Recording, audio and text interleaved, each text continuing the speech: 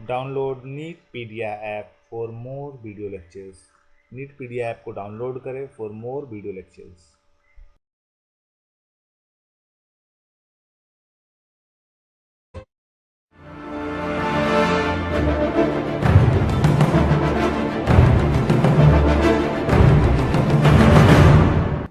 चलिए endocrine system में जो हमारा बचा हुआ टॉपिक है वो देख लेते हैं। एड्रिनल ग्लैंड हमारा बच गया था। एड्रिनल ग्लैंड को हम लोग एक और नाम से जानते हैं, बोलिए किस नाम से? यस, सही है, सुप्रारीनल ग्लैंड। अब ये जाने इस ग्लैंड को हम लोग सुप्रारीनल ग्लैंड बोलते क्यों हैं? ये किडनी के ऊपर लोकेटेड होता है, बैठा होता है, इसीलिए इसको हम लोग क्या बोलते हैं? Suprarenal gland. ठीक है। नाउ अब ये देखिए सुप्रारीनल ग्लैंड जो है, जिसको हम लोग एड्रिनल ग्लैंड भी बोलते हैं, उसमें दो पार्ट है। एक बाहर जो है पेरिफेरी की तरफ है जिसको हम लोग बोलते हैं एड्रिनल कॉर्टेक्स, और एक अंदर की तरफ है जिसको हम लोग बोलते हैं क्या? Adrenal medulla. तो बाहर वाला क्या है? एड्रिनल कॉर्टेक्स, और अंदर वाला जो रीजन है उसको हम लोग बोलते हैं क्या? Adrenal medulla. Adrenal medulla. अब एड्रिनल मेडुला से जो हार्मोन निकलता है उसको याद किया था हमने कैसे? मेन से एम फॉर मेडुला था, ई से क्या था? एपिनेफ्रिन, एन से क्या था? Nor epinephrine. एड्रिनल कॉर्टेक्स देखें बाहर से लेके अंदर तक, अगर आप अपने नोट्स में देखेंगे वहां पे डायग्राम इसका दिया हुआ है, बाहर से लेके अंदर तक इसमें 3 लेयर्स होता है। ठीक है, जिसको याद करने का ट्रिक था क्या हमारा? Go for rest and make good sweet. Go for rest and make good sweet. Now G से जो था, अगर एड्रिनल कॉर्टेक्स आप देखें, इसका क्रॉस सेक्शन देखें तो इसमें 3 लेयर्स होता है। जो सबसे बाहर लेयर होता है उसको हम लोग बोलते हैं zona glomerulosa. Zona glomerulosa. Just उसके नीचे जो लेयर होता है उसको हम लोग बोलते हैं जोना फेसिकुलेटा, और जो सबसे अंदर होता है उसको हम लोग बोलते हैं जोना रेटिकुलरिस। ठीक है, zona glomerulosa, zona fasciculata, zona reticularis. ठीक है ना। जोना ग्लोमेरुलोसा जो हार्मोन निकलता है उसको हम लोग बोलते हैं मिनरलोकॉर्टिकॉइड। मिनरलोकॉर्टिकॉइड्स।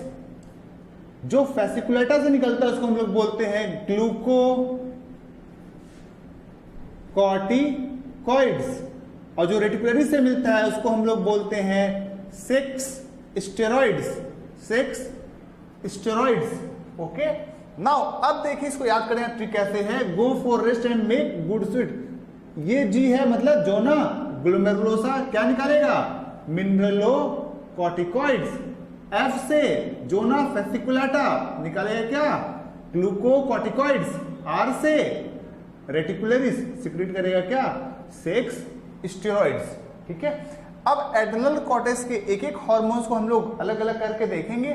सारे हार्मोन्स जो एड्रिनल कॉर्टेक्स से निकलते हैं उनको सबको मिला के हम लोग बोलते हैं क्या? कॉर्टिकॉइड्स।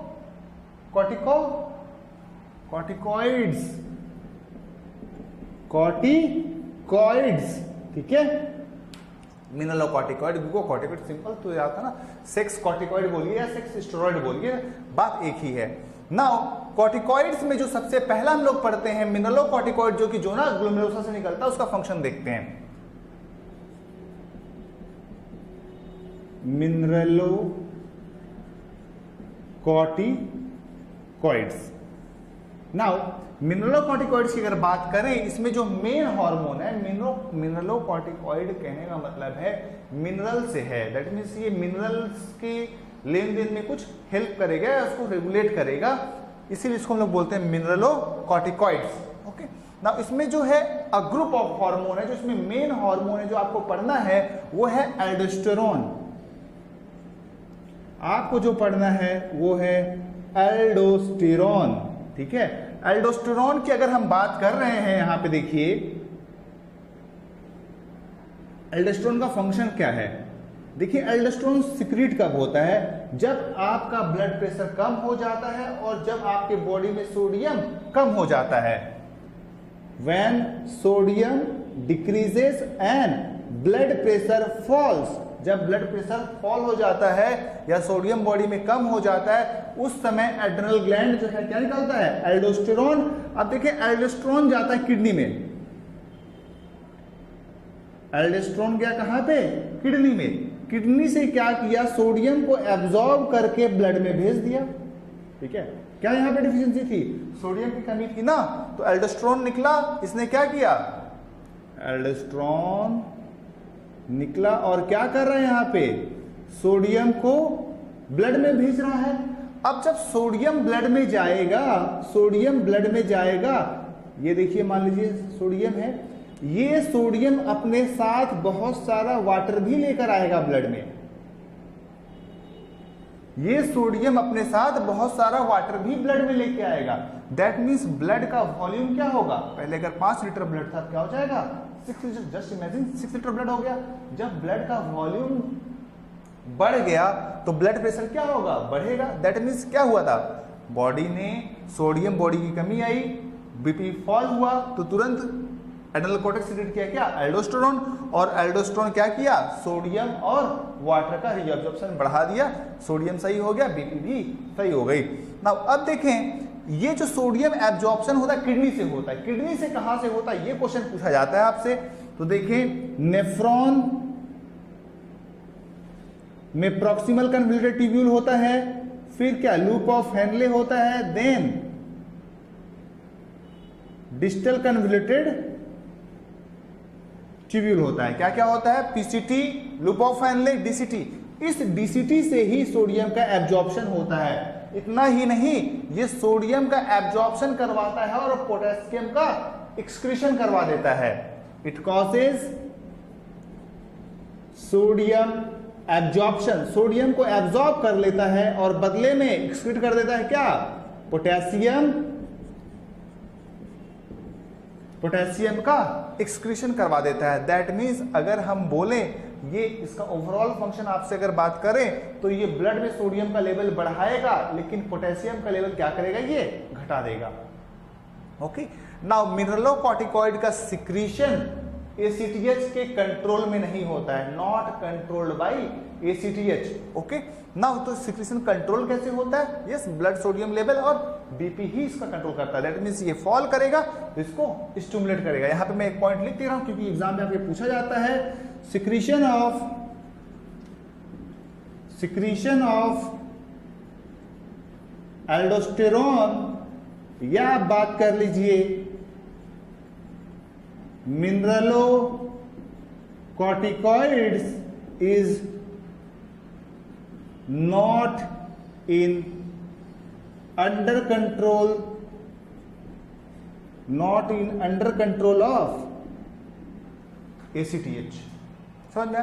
चलिए अब आगे, मिनरलोकॉर्टिकॉइड हमारा हो गया। अगला टॉपिक जो हम इसी में देख लेते हैं, ग्लूकोकॉर्टिकॉइड, जो हमारा दूसरा ग्रुप ऑफ हार्मोन है।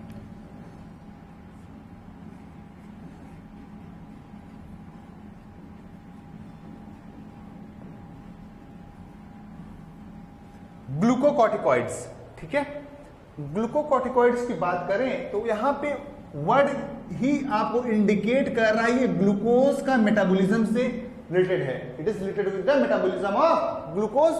आप ये ध्यान में रखिए, ये एक कैटाबॉलिक हार्मोन है, ये एक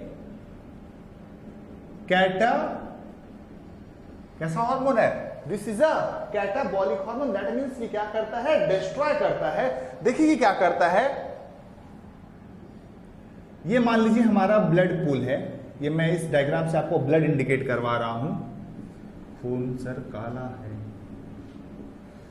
ठीक है, ये क्या है, ब्लड है। नाउ अब ये मान लीजिए ये बगल में मैंने बनाया लीवर, लीवर में स्टोर है glucose in the form of what, in the form of glycogen. तो ये क्या करेगा, ग्लाइकोजन को डिस्ट्रॉय करेगा। ग्लाइकोजन को डिस्ट्रॉय करके, दैट मीन्स ग्लाइकोजन का लाइसिस कर रहा है, that process is called as what, glycogenolysis, glycogenolysis. और ग्लूकोज को भेज दिया कहां, ब्लड में ना।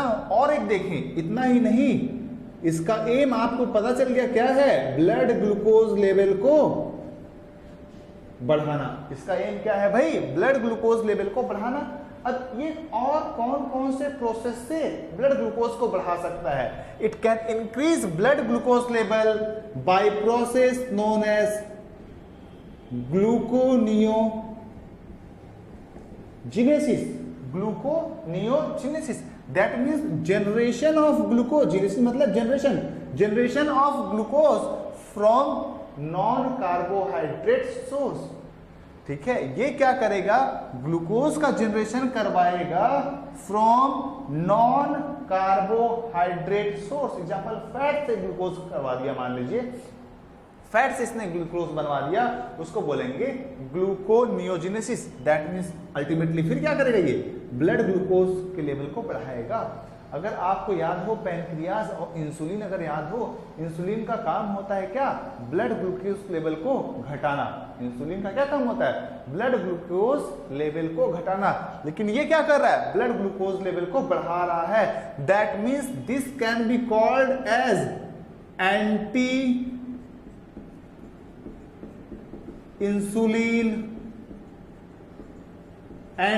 Insulin hormone. इसको हम लोग एंटी इंसुलिन हार्मोन भी बोल सकते हैं। चलिए आगे कुछ और इंपॉर्टेंट पॉइंट्स के बारे में पढ़ते हैं। जैसा कि आपने जाना ये सब कुछ लाइसिस करवा रहा है, तो ये फैट का भी लाइसिस करवाएगा।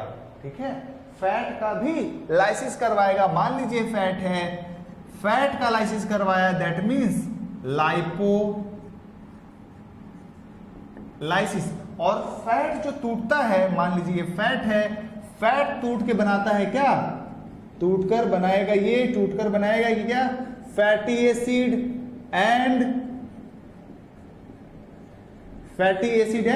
ग्लिसरॉल। ये क्या बनाएगा, fatty acid and glycerol. Ultimately blood में फैटी एसिड और ग्लिसरॉल का लेवल क्या होगा, बढ़ जाएगा। Ultimately fatty acid and glycerol का लेवल क्या होगा, ब्लड में बढ़ जाएगा ना। फिर देखिए प्रोटीन, ठीक है, प्रोटीन की अगर बात करें तो ये प्रोटीन का भी लाइसिस करवाएगा। ये क्या करेगा, प्रोटीन का भी लाइसिस करवाएगा और बनाएगा बहुत सारा अमाइनो एसिड और ब्लड में अमाइनो एसिड का लेवल बढ़ेगा। चलिए यहां पे हम आपको एक क्वेश्चन देते हैं, glucocorticoids increases in blood. Glucocorticoid increases in blood, A amino acid, B glucose, C fatty acid, and D all of above। तो क्या होगा, ऑल ऑफ एबव, क्योंकि ये फैटी एसिड का लेवल भी बढ़ाता है, ग्लूकोज का लेवल भी बढ़ाता है और अमाइनो एसिड का लेवल भी बढ़ाता है। इसके और कुछ इंपॉर्टेंट फंक्शंस हैं, वो भी आप जान लीजिए। ग्लूकोकॉर्टिकॉइड्स जो है ना, एंटी इन्फ्लेमेटरी होता है और इम्यूनोसप्रेसिव होता है। एलर्जिक रिएक्शन होता है, अगर आपको एलर्जी होता है उस समय आपको डॉक्टर जो होता है ग्लूकोकॉर्टिकॉइड प्रिस्क्राइब कर देता है, क्योंकि इसका रोल क्या है, एंटी एलर्जिक। और ये एंटी इन्फ्लेमेटरी क्या है, पहले ये समझिए इन्फ्लेमेशन मतलब होता क्या है। इन्फ्लेमेशन मतलब आपको कहीं पे अगर चींटी काटती है वहां पे पूरा क्या होता है, रेडनेस हो जाता है। क्यों, क्योंकि वहां पे एक इम्यून रिएक्शन होता है जिसको हम लोग बोलते हैं क्या, वो लाल हो जाता है, हॉट हो जाता है, वहां पेन होता है, इसी को हम लोग बोलते हैं इन्फ्लेमेशन। इन्फ्लेमेशन डिटेल आपको हम डिजीज चैप्टर में पढ़ाएंगे। तो इन्फ्लेमेशन मतलब क्या हुआ, यहाँ पे रेड हॉट है, पेनफुल है, ठीक है, इसी को हम लोग क्या बोल रहे हैं, इन्फ्लेमेशन। चींटी ने आपको काट लिया है। अब इस इन्फ्लेमेशन को सबसाइड करने के लिए आप ग्लूकोकॉर्टिकॉइड का यूज कर सकते हैं, क्योंकि ग्लूकोकॉर्टिकॉइड क्या है, एंटी इन्फ्लेमेटरी। ऐसा क्यों होता है, क्योंकि ये बॉडी के इम्यून सिस्टम को सप्रेस कर सकता है। ठीक है, it suppresses the bodies immune system. Now देखिए इसका आपसे क्वेश्चन आईपीएमटी में अब तो नीट हो गया है, नीट में जो है इससे क्वेश्चन आपको घुमा के पूछा जा सकता है, भाई ग्लूको कौन सा ऐसा हार्मोन है, कौन सा ऐसा हार्मोन है जिसका यूज हम लोग ऑर्गन ट्रांसप्लांट में यूज कर सकते हैं। ठीक है, ऑर्गन ट्रांसप्लांट का कंसेप्ट आप समझिए, एक बॉडी से दूसरे बॉडी में ऑर्गन को ट्रांसफर कर देना, उसको हम लोग बोलते हैं ऑर्गन ट्रांसप्लांट। लेकिन जो बॉडी है, डिजीज पेशेंट है, उसमें अगर कोई फॉरेन सब्सटेंस आता है, उसका इम्यून सिस्टम जो है उसको रिजेक्ट करने का कोशिश करता है। ठीक है, बॉडी में ऑलरेडी इम्यून सिस्टम होता है जो कि रिजेक्ट करने की कोशिश करता है। इस इम्यून सिस्टम को सप्रेस करने के लिए ग्लूकोकॉर्टिकॉइड का यूज होता है। नाउ ग्लूकोकॉर्टिकॉइड का एक और फंक्शन है, ये आरबीसी के सिंथेसिस में भी हेल्प करता है। तो और क्या क्या पॉइंट हो गया हमारा इसके फंक्शन में, ये क्या है, anti allergic, anti inflammatory, immuno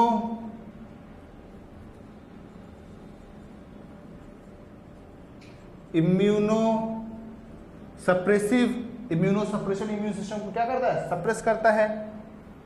and RBC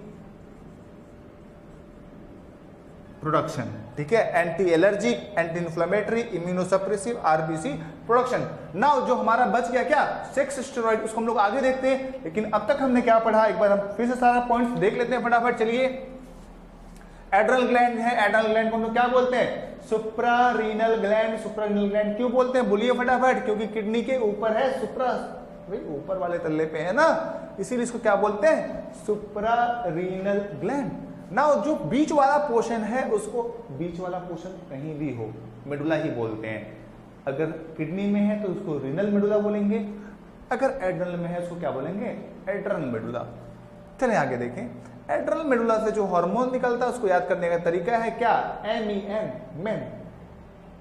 now फिर एड्रनल कॉर्टेक्स में 3 लेयर होता है, zona glomerulosa, zona fasciculata, zona reticularis. ठीक है, जोना ग्लोमेरुलोसा से जो हार्मोन निकलता है उसको हम लोग क्या बोलते हैं, मिनरलोकॉर्टिकॉइड। जो फेसिकुलेटा से निकलता है उसको हम लोग क्या बोलते हैं, ग्लूकोकॉर्टिकॉइड।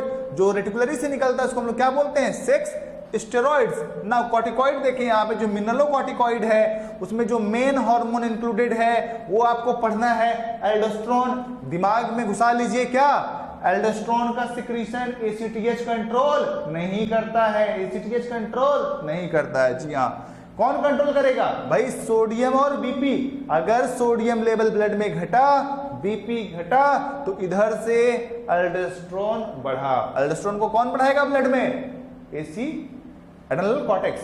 एसी मतलब एड्रेनल कॉर्टेक्स। नाउ अब देखिए एड्रेनल कॉर्टेक्स जो आया, क्या करवाया डीसीटी में, सोडियम का एब्जॉर्प्शन, सोडियम को साथ में अंदर लाया और पोटेशियम को बदले में बाहर भेज दिया। ऐसा क्यों करता है, ऐसा इसलिए करता है ताकि इलेक्ट्रिकल चार्ज जो है बॉडी में वो मेंटेन रहे। सोडियम को एब्जॉर्ब किया, साथ में इसको फॉलो करते करते कौन आया, वाटर, बीपी तुरंत नॉर्मल हो गया और सोडियम का लेवल भी नॉर्मल हो गया। ना यहाँ पे पॉइंट लिखा हुआ है, सिक्रीशन ऑफ एल्डोस्टेरोन और mineralocorticoid not in under control of ACTH. ना फिर हमारा जो दूसरा ग्रुप ऑफ हार्मोन है वो ग्लूकोकॉर्टिकॉइड। ग्लूकोकॉर्टिकॉइड में जो मेन हार्मोन है उसको याद कर लीजिए, जो हम पढ़ रहे हैं वो है कॉर्टिसोल। ठीक है ना, ये मेनली एक कैटाबोलिक हार्मोन है। कैसा हार्मोन है ये, कैटाबोलिक हार्मोन है। ये ग्लूकोज का लेवल बॉडी में बढ़ाता है, ब्लड में बढ़ाता है। कैसे बढ़ाता है, ग्लाइकोजन को तोड़ के, जितना सारा ग्लाइकोजन स्टोर था आपके बॉडी में, तोड़ के ब्लड में डाल दिया, ग्लूकोज लेवल बढ़ गया। इतना ही नहीं, नॉन कार्बोहाइड्रेट सोर्स को भी पकड़ के वो क्या कर रहा है, ग्लूकोज में कन्वर्ट कर रहा है। ठीक है, दैट मीन्स ये ग्लूकोज के लेवल को बहुत ज्यादा बढ़ा रहा है। दैट मीन्स इंसुलिन के अगेंस्ट काम कर रहा है। So this is also called as what, anti insulin hormone. ये कैटाबॉलिक हार्मोन है। जैसे इसने ग्लाइकोजन को तोड़ा, उसी तरह फैट और प्रोटीन को भी तोड़ेगा। जब फैट को तोड़ेगा तो ब्लड में क्या बढ़ेगा, फैटी एसिड का लेवल, और जब प्रोटीन को तोड़ेगा तो क्या बढ़ेगा, अमाइनो एसिड का लेवल। दैट मीन्स ये क्या करता है, तीनों के लेवल को बढ़ा देता है। इसका और क्या क्या रोल है, ये एंटी एलर्जिक है, एंटी इन्फ्लेमेटरी है, इम्यूनोसप्रेसिव है और आरबीसी प्रोडक्शन में भी हेल्प करता है। चलिए हमारा सेक्स कॉर्टिकॉइड जो लास्ट हार्मोन है वो बच गया है, sex corticoids. Now sex corticoids, ठीक है, सेक्स कॉर्टिकॉइड्स की बात करें तो इसको हम लोग गोनाडो कॉर्टिकॉइड्स भी बोलते हैं। इसको हम लोग गोनाडो कॉर्टिकॉइड्स भी बोलते हैं, सेक्स कॉर्टिकॉइड्स भी बोलते हैं इसको, ठीक है। नाउ अब आगे देखें, इसमें जो हार्मोन है, मेल में अलग हार्मोन इंक्लूड होता है और फीमेल में अलग हार्मोन इंक्लूड होता है। मेल में जो हार्मोन होता है उसको हम लोग बोलते हैं एंड्रोजन और फीमेल में एस्ट्रोजन। एक्चुअली मेल और फीमेल में दोनों ही सिक्रीट होता है, ठीक है, मेल और फीमेल में दोनों ही सिक्रीट होता है, लेकिन कोई एक्सेस इन अमाउंट होता है। मान लीजिए एंड्रोजन और एस्ट्रोजन दोनों ही मेल में है, लेकिन मेल में एंड्रोजन ज्यादा होगा और फीमेल में एस्ट्रोजन ज्यादा होगा। दोनों आपके बॉडी में प्रेजेंट है, मेल हो या फीमेल, लेकिन अगर मेल है तो एंड्रोजन ज्यादा होगा, फीमेल है तो एस्ट्रोजन ज्यादा होगा। देखिए इन हार्मोन्स का काम क्या होता है, it leads to development of what? Axillary hair B, pubic hair C। axillary hair, pubic hair, male हुआ तो मॉस्टेक बियर्ड। समझ में आया? That mean secondary sex character जो है, आर्म्स पिट में जो हेयर होता है उसको हम लोग क्या बोलते हैं, एक्सिलरी हेयर। और प्यूबिस नियर जेनिटेलिया जो हेयर होता है उसको हम लोग क्या बोलते हैं, प्यूबिक हेयर, मोस्टिक और बियर्ड, ठीक है, दाढ़ी और मुछ, ठीक है। नाउ अब देखें ये हमारा जो एड्रेनल कॉर्टेक्स है वो कंप्लीट हो चुका है, लेकिन अब हमें पढ़ना है क्या, कुछ डिजीज। वैसे डिजीज आपके एनसीईआरटी में नहीं दिया हुआ है, फिर भी पहले हम लोग डिटेल में इसको पढ़ाते थे, लेकिन अब नीट होने वाला है, आपका सिलेबस में नहीं है, फिर भी जस्ट आप इस डिजीज का नाम जान के रखिए, इसका पूरा फीचर्स याद करने का दरकार नहीं है, फिर सिर्फ इनका क्या आप नाम जान के रखिए। कौन कौन सा पढ़ना है आपको,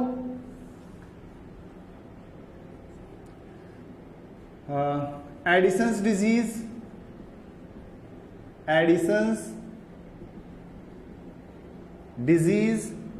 second gynaecomastia, third adrenal virilism, ठीक है, और एक और याद रखिए कसिंग्स डिजीज, ठीक है, या कसिंग सिंड्रोम भी बोल सकते हैं आप। एडिसन्स डिजीज में क्या होता है ये याद रखिए, जस्ट इतना ही, deficiency of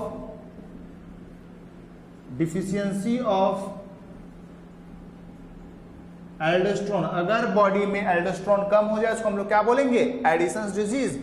गायनेकोमास्टिया, excess of oestrogen in male, that means male में नॉर्मली ब्रेस्ट एब्सेंट होता है, लेकिन गायनेकोमास्टिया में क्या होता है, मेल में ब्रेस्ट डेवलप हो जाता है due to excess of what, oestrogen hormone, adrenal virilism, ठीक है। फीमेल है लेकिन बियर्ड और मोस्टेक है, कैसे हो सकता है, due to excess of androgen in female. Cushing disease या कसिंग सिंड्रोम में क्या होता है, यहां पे एक्सेस ऑफ ग्लूकोकॉर्टिकॉइड्स, बस इनका कॉज याद रखिए, उतना ही सफिशिएंट है, एक्सेस ऑफ ग्लूकोकॉर्टिकॉइड्स, ठीक है। तो ये आपका एड्रेनल कॉर्टेक्स कंप्लीट हुआ। चलिए हमारा अगला पॉइंट ऑफ डिस्कशन जो है वो है एड्रेनल मेडुला, ठीक है। एड्रेनल मेडुला पढ़ने से पहले थोड़ा डिस्कस कर लेते हैं हम लोग। नीट आपको नीट एग्जाम क्वालिफाई कैसे करना है, ठीक है। नाउ सबसे बेवकूफ़ी वाला क्वेश्चन जो आप लोगों का ये होता है, सर 2 सब्जेक्ट कर ले तो सिलेक्शन हो जाएगा, 2 सब्जेक्ट करके सिलेक्शन तो कभी नहीं होगा, ठीक है। आपको फिजिक्स पढ़ना ही पड़ेगा, फिजिक्स केमिस्ट्री बायोलॉजी आपका इक्वली स्ट्रांग होना चाहिए। अगर आप ये क्वेश्चन पूछ रहे हैं सर 2 सब्जेक्ट पढ़ लेता हूँ सिलेक्शन हो जाएगा, दैट मीन्स आप इस साल क्रैक नहीं करने वाले, आप अगले साल की तैयारी में कर रहे हैं, अगले साल जाके आपको ये समझ में आएगा कि नहीं हमें तीनों सब्जेक्ट पढ़ना था, ठीक है। तो तीनों सब्जेक्ट तो पढ़ना कंपलसरी है और तीनों सब्जेक्ट इक्वली स्ट्रांग होना चाहिए। चलिए फिजिक्स आपका थोड़ा बहुत वीक माना भी जा सकता है, लेकिन फिजिक्स को छोड़कर बायोलॉजी केमिस्ट्री बहुत हद तक बहुत ज़्यादा स्ट्रांग होना चाहिए और फिजिक्स भी कम नहीं होना चाहिए, ठीक है। नाउ और बायोलॉजी की अगर बात करें, चैप्टर का इंपॉर्टेंस पूछते हैं, कौन सा चैप्टर सर इंपॉर्टेंट है? एनसीईआरटी का हर एक चैप्टर इंपॉर्टेंट है, इवन हर एक फिगर इंपॉर्टेंट है, ठीक है। आप बाहर की किताबों से कुछ पढ़े या ना पढ़े, एनसीईआरटी का हर एक टॉपिक आपका कंप्लीट होना चाहिए, क्योंकि कोई मार्क्स डिस्ट्रीब्यूशन नहीं है, ठीक है। आप देखेंगे पहले एनिमल किंगडम, प्लांट किंगडम से, बायोलॉजिकल क्लासिफिकेशन से करीबन 19 क्वेश्चन आया करते थे, 15 क्वेश्चन आ जाया करते थे, लेकिन 2016 में सिर्फ 3 या 4 क्वेश्चंस, ठीक है। तो जेनेटिक्स जो बहुत इंपॉर्टेंट चैप्टर माना जाता था, 2016 में सिर्फ 2 क्वेश्चंस, ठीक है। दैट मीन्स कोई चैप्टर यहाँ पे इंपॉर्टेंट आपको नहीं बोला जा सकता, आपको हर एक चैप्टर पढ़ना, मतलब एनसीईआरटी में आप पूरा डेप्थ में मत पढ़िए, पर जितना एनसीईआरटी में दिया हुआ है उतना आपको कवर करना पड़ेगा। 80 क्वेश्चंस आउट ऑफ 90 डायरेक्टली आपके एनसीईआरटी से ही आते हैं, ठीक है। अगर आप एनसीईआरटी ही फॉलो कर ले जाते हैं तो वो मोर देन सफिशिएंट है आपका सिलेक्शन करवाने में, ठीक है। अब लोग गलती क्या करते हैं, बायोलॉजी थोड़ी सी समझ में आने लगती है, अब तो दिनेश प्रदीप सब कुछ उठा के बैठ जाते हैं, ठीक है। दैट मीन्स वो फिर उनको टाइम ही नहीं मिल पाता ना फिजिक्स पढ़ने का। फिजिक्स पढ़ने का आपका फिजिक्स वीक क्यों होता है? क्योंकि आप फिजिक्स को टाइम देते ही नहीं है, फिजिक्स को आप टाइम देते ही नहीं है, आप बायोलॉजी में ही बिजी रह जाते हैं, क्योंकि बायोलॉजी थोड़ी सी आपको समझ में आती है, थोड़ा आप रट लेते हैं, कुछ क्वेश्चन बना लेते हैं, आपको समझ में आता है, लाओ हम दिनेश भी बना लें, प्रदीप भी बना लें। अच्छा, और एक बात, जिन लोगों का सिलेक्शन इस साल नहीं हुआ, ठीक है, वो क्या करेंगे, वो अगले साल जाएंगे, वो अगले साल नहीं इसी साल जाएंगे, दुकान पे जाएंगे किताबों की, वहां से दिनेश प्रदीप और 2-4 ऑब्जेक्टिव बुक खरीद के लेके आ जाएंगे। मतलब उनको गलती का अपना एहसास नहीं हुआ, फिजिक्स वीक है, दैट मीन्स हमको दरकार नहीं है बायोलॉजी और डिटेल में करने की, ठीक है। बायोलॉजी जितना आपने एनसीईआरटी से किया वो बहुत सफिशिएंट है, आपको फिजिक्स और केमिस्ट्री पे उतना ही ध्यान देना है जितना आपने बायो पे दिया है, तब जाके आपका सिलेक्शन हो पाएगा। ओके, चलिए हम लोग देखते हैं क्या, एड्रेनल मेडुला।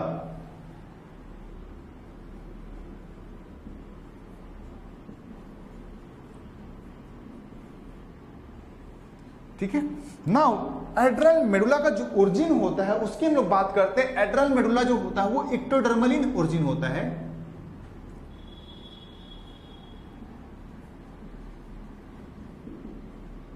ठीक है। अच्छा, एड्रेनल मेडुला को जो हम लोग यहाँ पे डिस्कशन करेंगे ना, वो सिंपैथेटिक और पैरासिम्पैथेटिक नर्वस सिस्टम को लेके करेंगे। दैट मींस नर्वस सिस्टम का हमारा पार्ट यहाँ पे कंप्लीट हो जाएगा, सिंपैथेटिक और पैरासिम्पैथेटिक साथ साथ में डिस्कस कर लेंगे, ठीक है। नाउ एड्रेनल मेडुला जो है इसको हम लोग बोलते हैं triple F gland, triple F gland, ठीक है। Fright, flight and fight. Triple F का मतलब क्या होता है, फ्राइट डर जाना, फ्लाइट भाग जाना और फाइट। दैट मीन्स इन तीनों कंडीशन में एड्रेनल मेडुला जो होता है अपना हार्मोन सिक्रीट करता है। कौन सा हार्मोन सिक्रीट करता है आपको पहले ही पता है, कौन सा, main, M4 medulla, E4 epinephrine, N4 norepinephrine. इन दोनों को मिला के हम लोग कैटिकोलामीन भी बोलते हैं। क्या बोलते हैं, कैटिकोलामीन। और ये आपके पीएमटी में क्वेश्चन आ चुका है और नीट में ये रिपीट हो सकता है। चलें ना, ये जो होता है ये बॉडी में सिंपैथेटिक एक्टिविटी को बढ़ा देता है। Adrenal medulla, hormones of adrenal medulla increases what, sympathy देता है आपको, आपका हेल्प करता है। That means sympathetic activity increases, it increases what, sympathetic activity of the body. Now अब देखें हम एक एक सीरीज ऑफ इवेंट देखेंगे सिंपैथेटिक एक्टिविटी में क्या क्या ये शो करता है। दैट मींस इन कंडीशंस में ये आपकी बॉडी को सपोर्ट करता है, ठीक है। और इसी का उल्टा जो फंक्शन होता है वो पैरासिम्पैथेटिक का होता है, ठीक है। तो यहां पे हमारा नर्वस सिस्टम भी कंप्लीट हो जाएगा। पैरा सिंपैथेटिक नर्वस सिस्टम और यहां पे हम लिखते हैं क्या, सिंपैथेटिक नर्वस सिस्टम। चलें एक एक हेडिंग हम लोग डिस्कस करते जाएंगे यहाँ पे। सिंपल, आप जस्ट इमेजिन करो, सिंपैथेटिक एक्टिविटी का अगर फंक्शन याद करना है ना आपको, ये जस्ट मान लो ये आप हैं, आप अपने आप को इमेजिन कर लें और आपके पीछे एक डॉग पड़ा हुआ है, ठीक है, और आप भाग रहे हैं, ठीक है। अब आपके बॉडी में जो सारा एक्टिविटीज आएगा, ठीक है, आपके पीछे डॉग पड़ा हुआ, वो काट सकता है, ठीक है, ये डॉग लग नहीं रहा है, फिर भी जस्ट इमेजिन ये डॉग है और ये आपके पीछे भाग रहा है और आप आगे की तरफ भाग रहे हैं, एनी टाइम आप रुके तो ये आपको काट लेगा। अब जो भी आपके बॉडी में चेंजेस आएगा, ठीक है, जो भी आपके बॉडी में चेंजेस आएगा वो होगा सिंपैथेटिक नर्वस सिस्टम का फंक्शन। समझ में आया? सिंपैथेटिक नर्वस सिस्टम का फंक्शन क्या होगा? जो भी आपके बॉडी में इस कंडीशन में आएगा, ठीक है। इस समय क्या आप भाग रहे हैं, डरे भी हुए हैं, फ्राइट भी है, फ्लाइट भी है, लड़ेंगे तो इससे है नहीं, दैट मींस फाइट नहीं करेंगे, लेकिन फाइट कंडीशन में भी सिंपैथेटिक नर्वस सिस्टम ही एक्टिवेट होता है। तो सबसे पहले देखते हैं आई में क्या क्या चेंजेस होता है। देखिए आई जो होता है ना, जहां से लाइट रेज एंटर करता है, आप देखेंगे अपने आईज में अगर ध्यान से इस तरह से ब्लैक एरिया होता है, उस ब्लैक एरिया के अंदर भी और एक डार्क एरिया होता है, ठीक है, जो होता है और एक डार्क एरिया होता है, उस डार्क एरिया को हम लोग प्यूपिल बोलते हैं, ठीक है। यहां से लाइट रेज आपके आई के अंदर एंटर करता है। अब ये बताइए आप, सिंपैथेटिक नर्वस सिस्टम, आपके पीछे डॉग पड़ा हुआ है, ठीक है, आपको ज्यादा दूर तक देखना है, कम दूर तक देखना है? ज्यादा दूर तक देखना है ना। अगर आपको ज्यादा दूर तक देखना है तो लाइट ज्यादा एंटर होना चाहिए या कम एंटर होना चाहिए? ज्यादा ना, तो प्यूपिल क्या करेगा? डायलेट करेगा या कंस्ट्रिक्ट करेगा? प्यूपिल विल डायलेट। जब सिंपैथेटिक डायलेट करवाया तो पैरासिम्पैथेटिक क्या करवाएगा? वेरी गुड, कंस्ट्रिक्ट, ठीक है। चलें, आई के जस्ट नीचे आते हैं हम लोग, ठीक है, ट्रैकिया में और लंग में।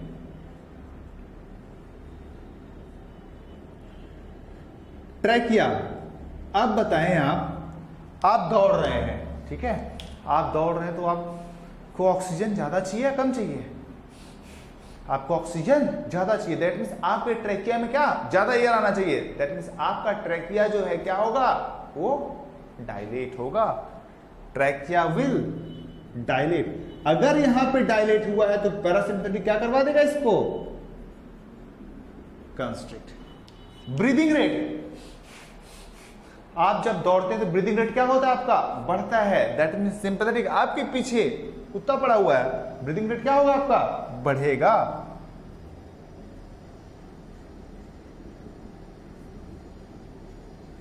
ब्रीदिंग रेट यहां पे क्या होगा? इंक्रीज। जब यहां पे इंक्रीज होगा तो यहां पे डिक्रीज। चलें, अब हार्ट की बात कर लेते हैं। बीपी पहले बात करते हैं। भाई ये बताओ, आप भाग रहे हो, ठीक है, इस समय तो आपको पता नहीं चलेगा बीपी बढ़ा है कि नहीं। जैसे आपको जब गुस्सा आया होता है उस समय क्या होता है? बीपी बढ़ जाता है। दैट मीन्स सिंपैथेटिक एक्टिविटी में क्या होगा? BP will increase. अगर वहां पे इंक्रीज किया तो यहां पे ब्लड प्रेशर डिक्रीज। अच्छा, अब देखो हार्ट की बात करते हैं। हार्ट ज्यादा कॉन्ट्रैक्ट करेगा या कम? कभी दौड़ते हुए समय अपने हार्ट को पैल्पेट करके देखना, उस समय बहुत तेज यहां से आपको आवाज आएगा कॉन्ट्रैक्शन का। दैट मीन्स भागते समय हार्ट रेट क्या होता है? इंक्रीज। और कंस्ट्रिक्ट भी समझो ना, आपको बार बार ब्लड सर्कुलेशन करवाना पड़ेगा ना, क्योंकि बार बार आपको ऑक्सीजन, न्यूट्रिशन हर बॉडी पार्ट को फटाफट डिस्ट्रीब्यूट करना रहता है, इसलिए हार्ट रेट क्या होता है? ज्यादा होता है। हार्ट रेट इंक्रीजेस, तो यहां पे क्या होगा? डिक्रीजेस। चले, ब्लड ग्लूकोज लेवल। अब बताइए, आपके ब्लड में ग्लूकोज ज्यादा होना चाहिए, कम होना चाहिए? भाई सिंपैथेटिक, आप भाग रहे हो ना, जब आप भाग रहे हो तो आपको ज्यादा ग्लूकोज चाहिए होगा। दैट मीन्स ब्लड का ग्लूकोज लेवल बॉडी क्या करके रखेगा? बढ़ा के रखेगा ना। अरे भाई ब्लड में ग्लूकोज ज्यादा रहेगा तभी तो different parts of body blood से लेके अपना यूज कर पाएंगे। नहीं समझ में आ रहा है? भाई डिफरेंट बॉडी पार्ट्स जो है ग्लूकोज कहाँ से लेते हैं, हमारे ब्लड में से वो अपने खाने का सामान ले लेते हैं। अब जब आप दौड़ रहे हैं तो हर टिश्यू की भूख क्या होगी, अपने आप बढ़ जाएगी। जब सारे टिश्यू की भूख बढ़ जाएगी, जब सारे टिश्यू की भूख बढ़ जाएगी तो क्या होगा, सब ग्लूकोज वहां से अपना लेना चालू करेंगे। ठीक है, तो ब्लड ग्लूकोज लेवल क्या होगा, इंक्रीज करना पड़ेगा बॉडी को। यहां से डिक्रीज करता है। लीवर, लीवर में देखिए क्या क्या चेंजेस होता है। लीवर में ब्लड ग्लूकोज जो होता है ना, कैसे बढ़ता है लीवर से, देखें लीवर जो होता है ग्लूकोज को स्टोर करके रखता है in the form of what,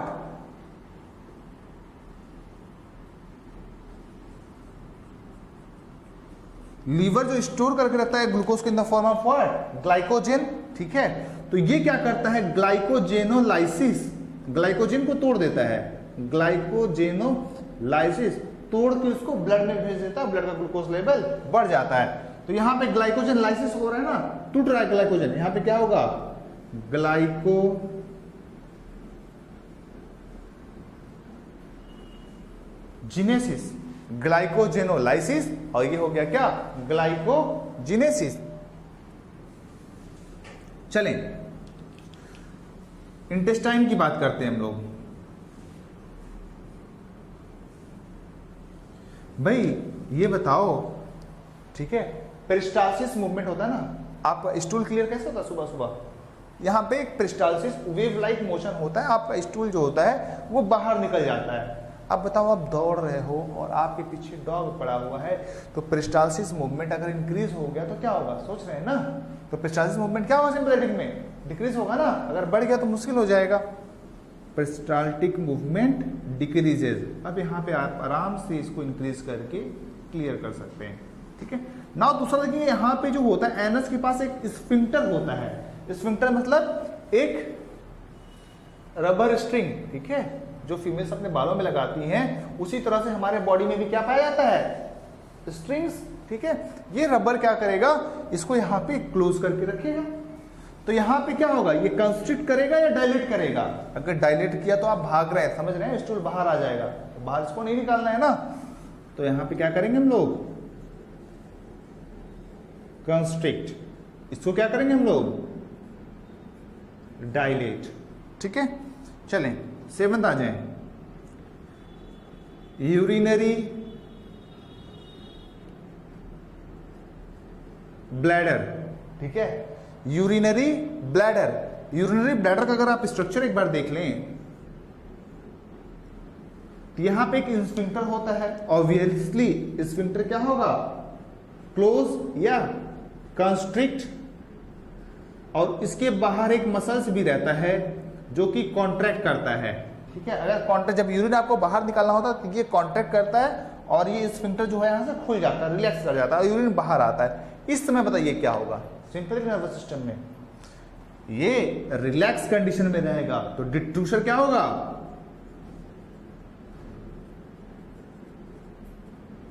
relaxed. यहां पे उसका उल्टा कर दीजिए, कॉन्ट्रैक्ट। ठीक है, और स्फिंक्टर क्या हो जाएगा, रिलैक्स।